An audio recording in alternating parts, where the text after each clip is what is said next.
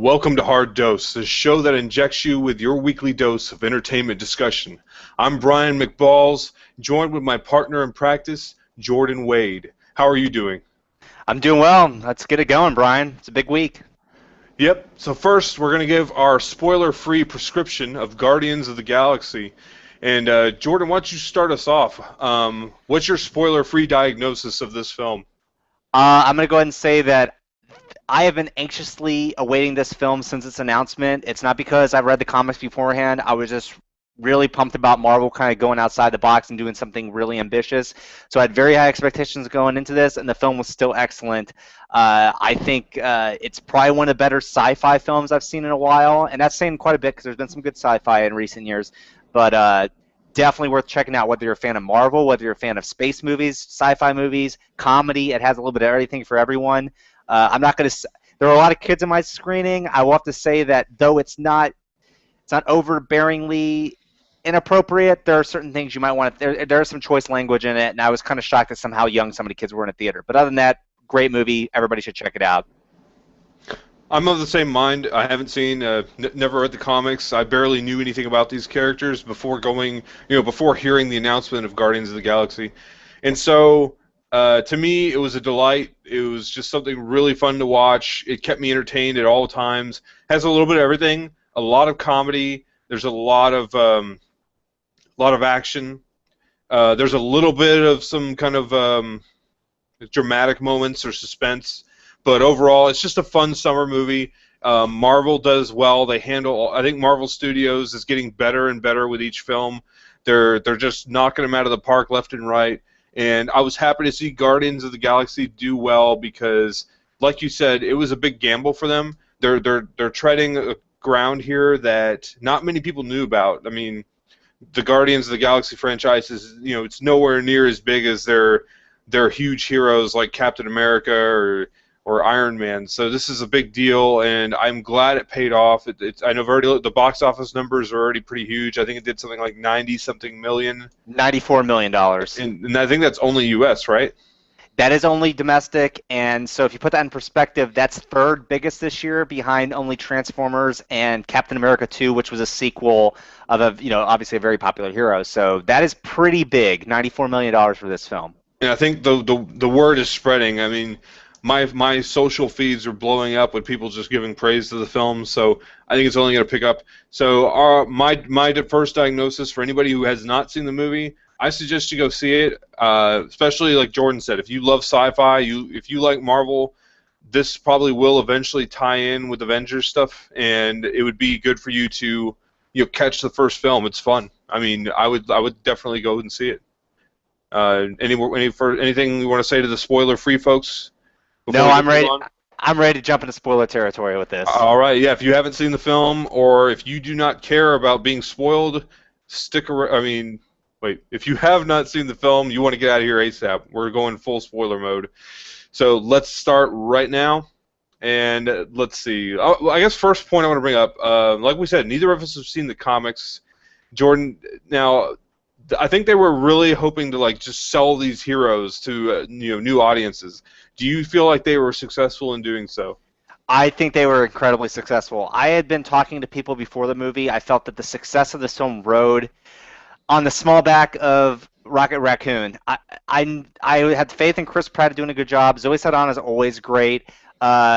Groot, wasn't going to be saying a whole lot, but I knew that Rocket Raccoon needed to be successful for the whole film to be successful, and Rocket Raccoon works. Like, you believe that character is with everybody else in those scenes. Honestly, I love Bradley Cooper. I was a little shocked that he was announced as a voice actor for Rocket Raccoon, and I didn't know how that was going to work out, and it worked out great. So yeah, I think as a whole the team works. I think everybody was rooting for that team throughout the film. Each one of the characters, I think everybody liked everyone, and yeah, I think it was highly successful that this team went over well with audiences. And I agree with your sentiment on that. As far as I was afraid that the whole thing was going to rely on Rocket Raccoon. I thought he was going to be the only character I really liked, but just like you said, every performance was sold for me. Every character, even Peter Quill, Star-Lord. To me in the previews he looked extremely boring, extremely like flavorless. In the film, even like the first like 5 minutes, I'm just sold on the guy. Like Chris Pratt just does an excellent job. And even Dave Bautista, while I think I think he's the weakest character of the heroes for me, I still think Dave Bautista did a decent job. Yeah, and we're gonna delve into this a little bit later some more, but I do want to say, I'm a diehard pro wrestling fan. I have seen a lot of Dave Bautista. The man has never been great on the mic, but he did a good job playing Drax in this film. I was very impressed with what he did, but we'll go into that a little bit later.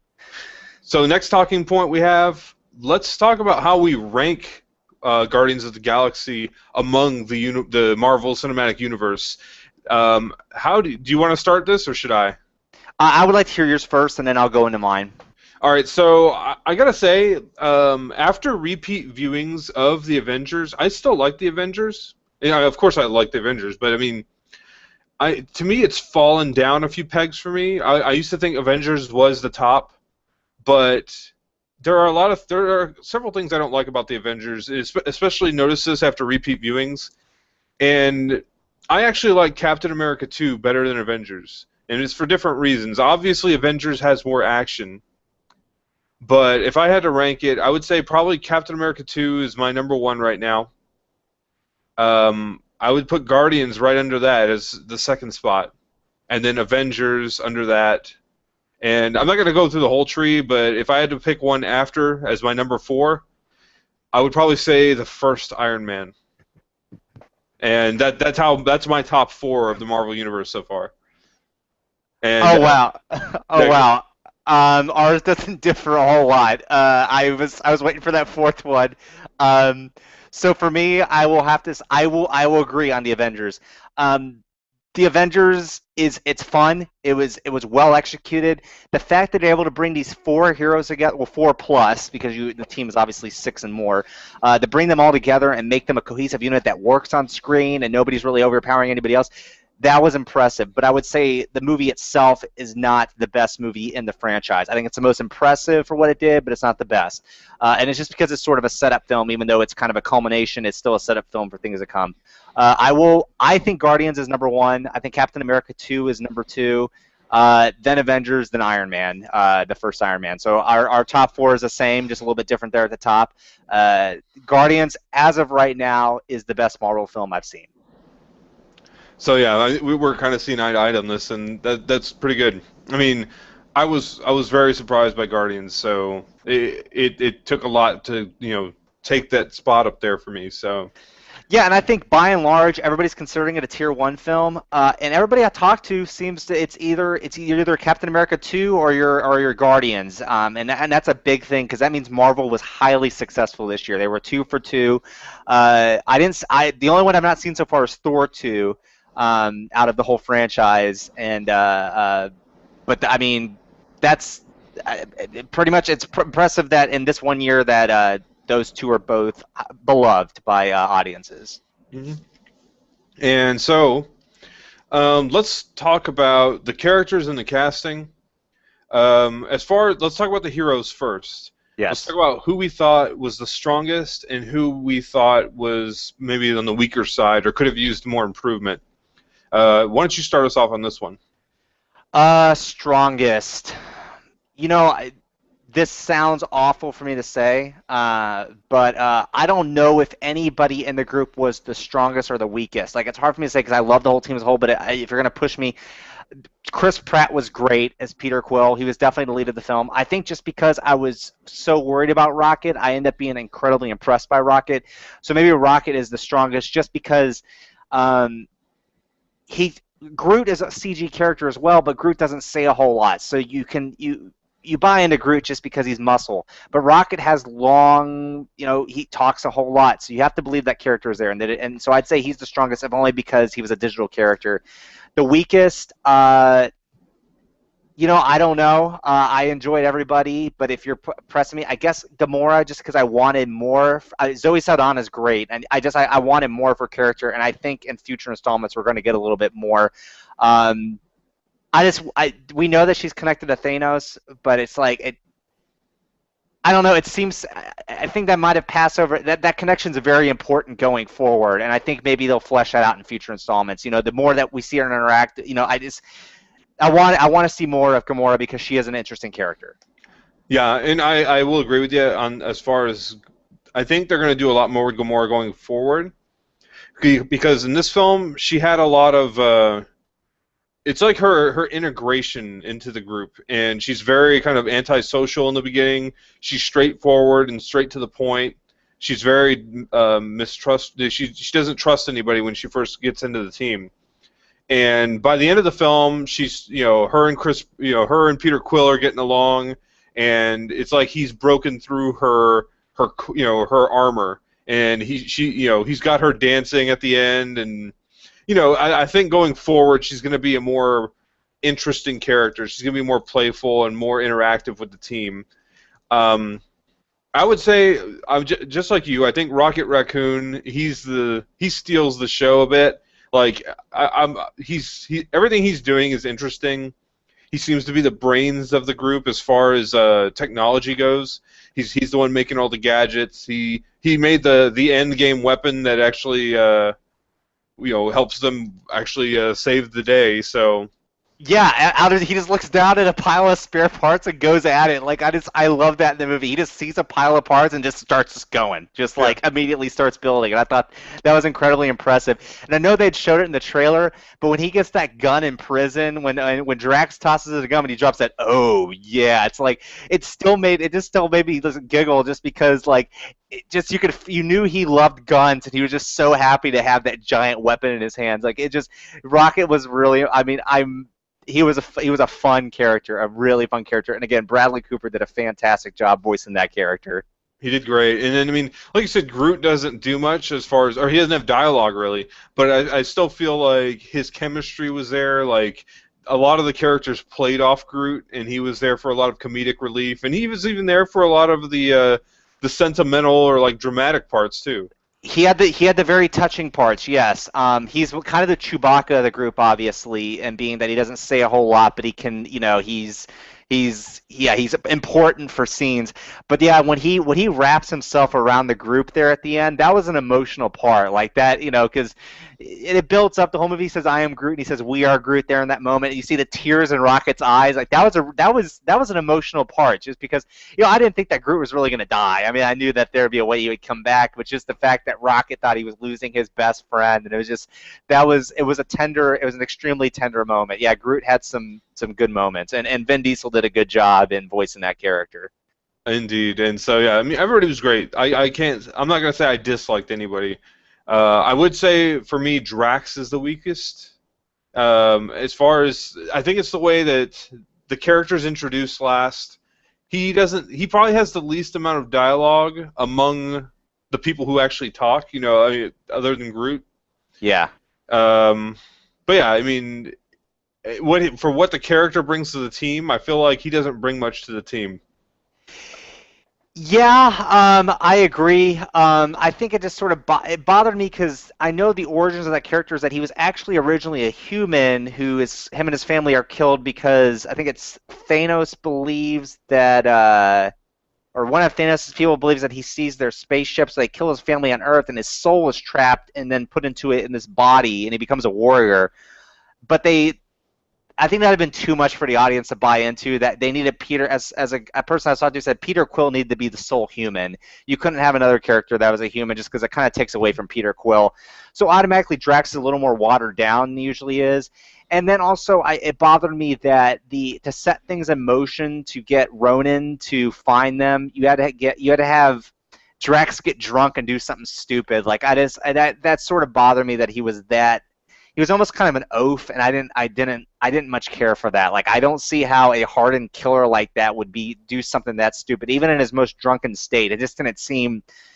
I guess that's a bit of a minor gripe for me. I think Dave Bautista still did a great job. Again, I am a pro wrestling fan, and maybe I'm a little bit biased, but that was the best acting work I've ever seen him do, and he nailed it. And I think he did well. Just his eyes and everything like that. Everything about it was he was really in that role, and I thought FLT did a good job. But he needs a little more in the next film. He needs to be a little more than what he was. I just don't think there was enough time to really flesh him out anymore. Yeah, I agree. And so let's talk about the villains. Yondu, played by Michael Rooker, he's obviously I loved him. I thought he was awesome, and I like to see that Michael Rooker's getting these big roles. He's getting bigger roles now. I think he said that Walking Dead kind of set him for this role, and I don't know. I think it's good. I like Michael Rooker, and he pulled off a good Yondu, and I'm glad he survives at the end of the film because that means we'll see him again. Yes. Um, And they did it. And we'll talk about this in the writing. Actually, I want to get more into the writing of the film, and I'll talk about his weapon and stuff like that, and sort of the setup with that. But no, Yondu was great. I enjoyed every time he was on screen. They didn't overdo him, and he was yeah. Michael Rooker was fantastic. Everybody in that movie was completely into their character and stuff like that. But I know we want to talk about, most importantly, Ronan the Accuser. I want you to go ahead and start off with that, Brian, because I know you're both of us are kind of on the same note with this. But I would like to hear what you have to say. Yeah, so I think that Ronan was underused as a villain. I feel like Lee Pace did a great job, and he was a very menacing villain.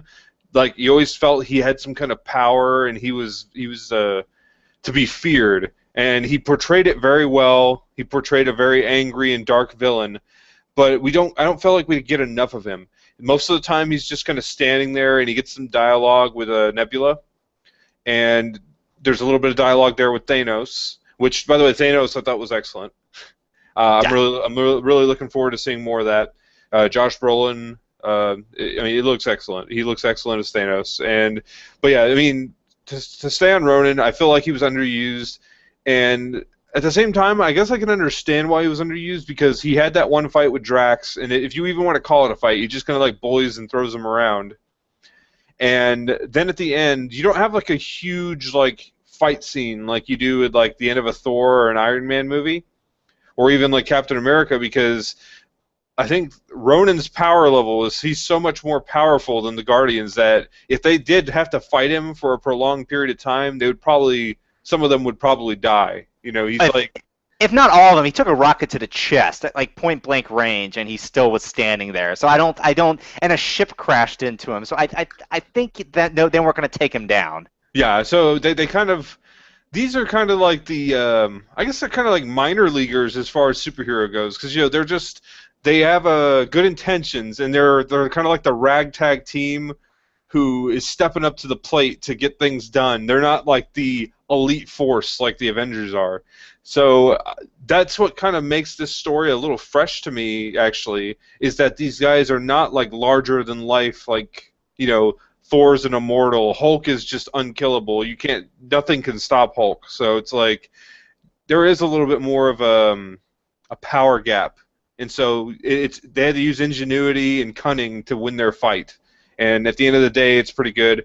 It's just sad that the Ronan character is killed at the end of the film, so we won't see him in future iterations. Right. I mean, Marvel can revive characters. I get that, but he's obliterated. I don't foresee. And plus, he turned his back on Thanos. I can't. He verbally told Thanos that I'm going to be against you. So I think we're not going to see Ronan the Accuser again. But Lee Pace was fantastic, and I just want to throw in a little Houston connection. Lee Pace went to Klein High School in Spring, Texas, and got to start an alley theater in Houston. Just kind of wanted to throw that out there. So just a little bit of a Houston connection for you and I. Yeah, representing that local Houston, Texas.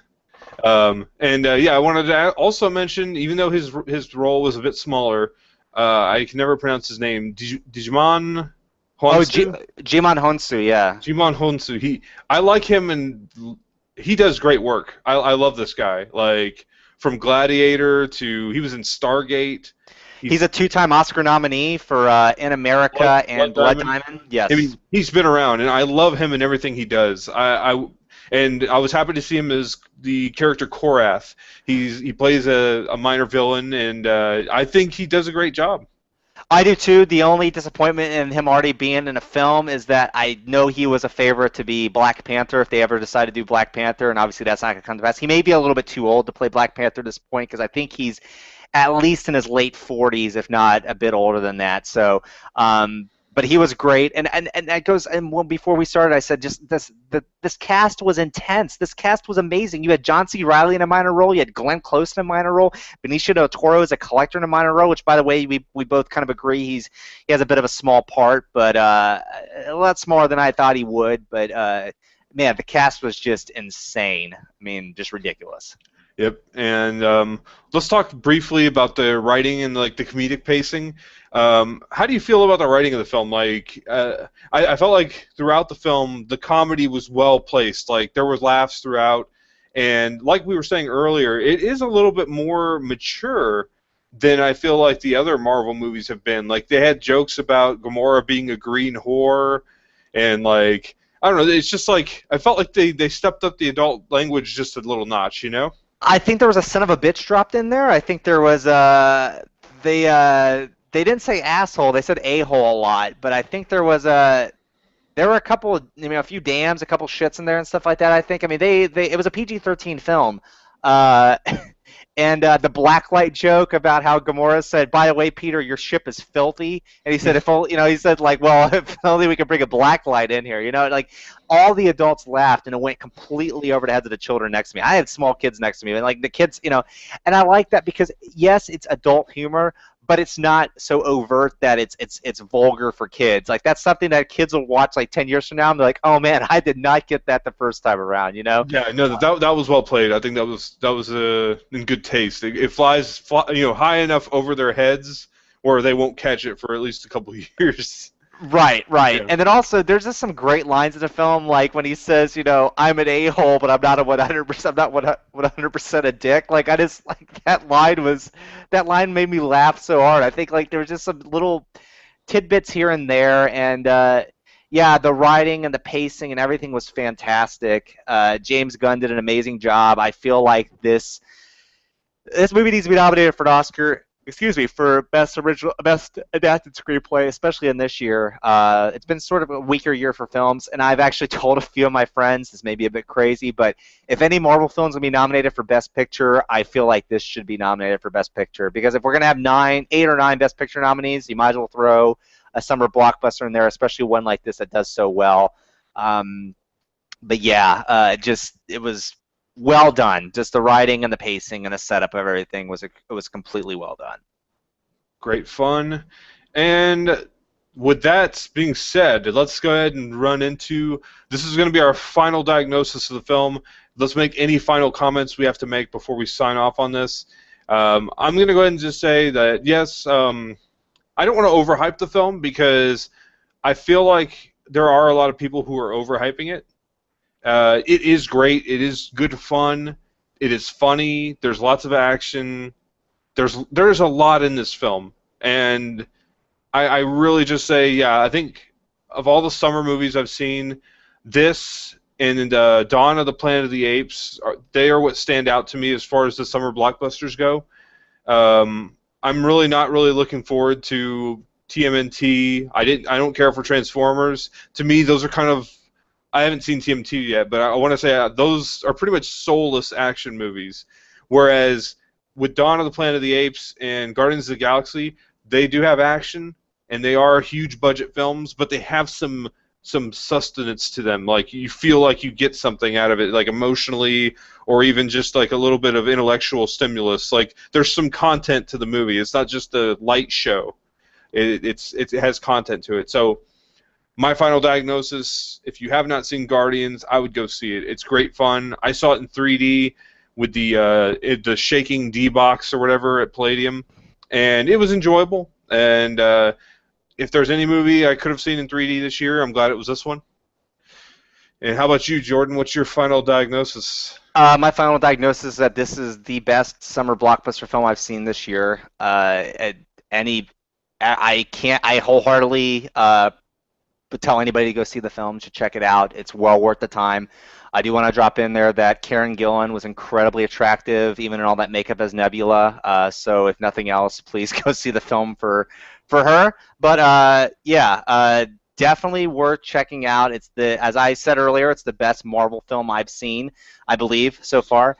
But yeah, definitely check it out. Good movie. James Gunn completely knocked this one out of the park. I had high expectations, and it if it didn't exceed them, it definitely matched them. But yeah, so I guess that's all we have for this week, Brian, and everybody else. Please make sure to check us out at oldness.com and look at our YouTube channel, our Facebook page, and also our Twitter accounts. I'm at JJ Wade. Brian, you're at McBalls. And yeah, so everybody, thank you for stopping by. This has been another Hard Dose session. We hope to see you next week for your next appointment, and see y'all next time.